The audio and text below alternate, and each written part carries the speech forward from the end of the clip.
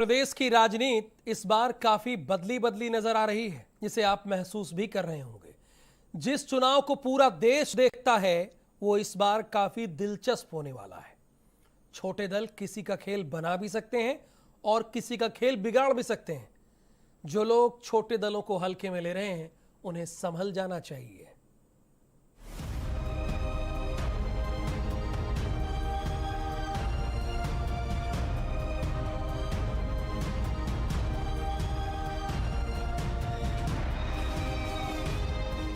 उत्तर प्रदेश में होने वाले विधानसभा चुनाव में इस बार बड़े दलों से ज्यादा बड़ी भूमिका छोटे दलों की है। ऐसा लगता है कि पूरा चुनाव सिर्फ छोटे दलों के इर्द गिर्द घूम रहा है। 2017 में तो सियासी समीकरण समझ में आते थे, लेकिन इस बार 22 में पिक्चर कुछ क्लियर नहीं है। और ऐसा शायद इसलिए है क्योंकि कई छोटे दलों ने इस बार यूपी में सियासी समीकरण बदल दिए हैं। बीजेपी के नेता कह रहे हैं कि उनकी वापसी हो रही है और विपक्ष कह रहा है कि ये बदलाव की बयान है। लेकिन दावों के अलावा अगर सियासी हालात पर नजर डालें तो इस बार यूपी में चुनावी हवा कुछ बदली सी है। शायद ऐसा पहली बार है जब इतने दल चुनाव में ताल ठोक रहे हैं और जीत के दावे भी कर रहे हैं। कुछ भी हो, लेकिन छोटे दलों ने जिस दमदारी के साथ इस बार उत्तर प्रदेश में दस्तक दी है, उससे इस बार के चुनावी समीकरण पूरी तरह से प्रभावित हो चुके हैं। उत्तर प्रदेश की सभी सीटों पे 403 विधानसभा सीटों पे आम आदमी पार्टी चुनाव लड़ेगी। और अभी जो पूरे प्रदेश में हम लोग तिरंगा यात्रा आयोजित कर रहे हैं, उसके साथ हम लोग ये संकल्प ले रहे हैं तिरंगे के नीचे खड़े होकर कि हम उत्तर प्रदेश को अशिक्षा से, बेरोजगारी से, भ्रष्टाचार से, बदतर कानून व्यवस्था से मुक्ति दिलाने का काम करेंगे। पार्टी जीतने पे लड़ेगी, जीतने के लिए लड़ेगी। जहां प्रत्याशियों की मजबूत स्थिति होगी वहां पे लड़ेगी।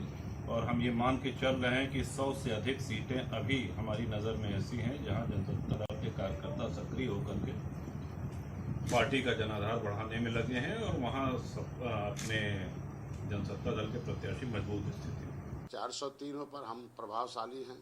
160 सीट हमारे जिम्मे है कि जिताने का मैंने रखा है कि ये 25-30 हजार वोट हम आपको दिला दें। 70 सीट पर हमारे कंगारू गए हुए हैं। भारतीय जनता पार्टी ने जिस प्रकार से गांव, गरीब, किसान, नौजवान के साथ काम किया है, हमें पूरा भरोसा है कि भारतीय जनता पार्टी 2022 में 2017 के चुनाव परिणाम को दोहराने जा रही है और एक रिकॉर्ड जीत हासिल करने जा रही है। बहुत सारे राजनीतिक दल केवल चुनाव के आधार पर खड़े होते हैं, ऐसे दल पूरी तरह से जनता द्वारा खारिज किए।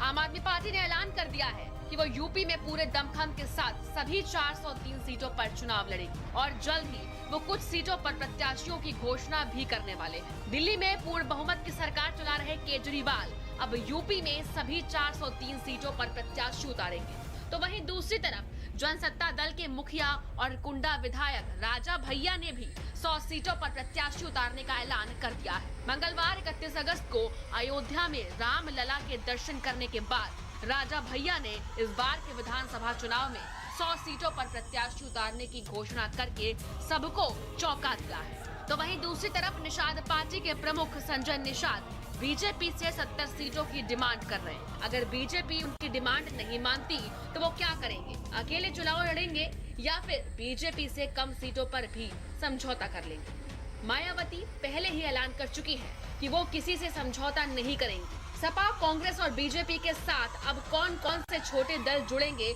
इस पर अभी सस्पेंस बरकरार है। ओपी राजभर किस तरफ जाएंगे, ओवैसी किसका समर्थन करेंगे, इस पर अभी सस्पेंस बरकरार है। शिवपाल की प्रसपा किसके साथ गठबंधन करेगी, इस पर भी संशय है। एक संभावना ये भी है कि छोटे दल चुनाव के आखिर तक आपस में मिलकर कोई मोर्चा बना ले, लेकिन इसकी संभावना कुछ कम दिखाई पड़ती है। बस कुछ दिनों का समय और बचा है, जल्द ही स्थिति पूरी तरह से साफ होने वाली है। ब्यूरो रिपोर्ट, भारत समाचार।